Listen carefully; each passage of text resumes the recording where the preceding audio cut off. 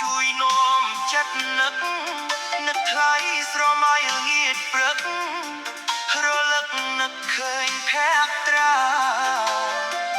ជួយប្រាប់នាងផងថាខ្ញុំនឹកនាងប៉ុណ្ណា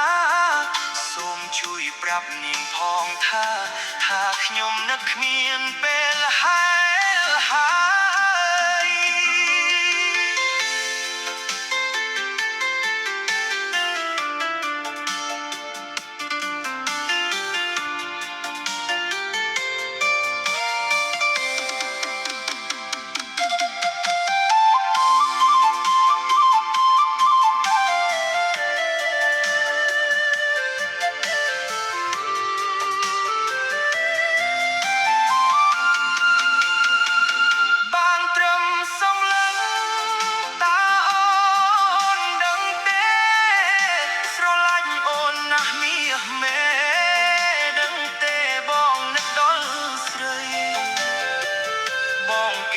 ស្រមៃ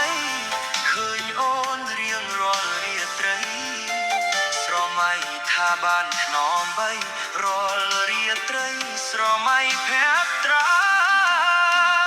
ខ្យល់អើយសូមអ្នកជួយនាំចិត្តនឹក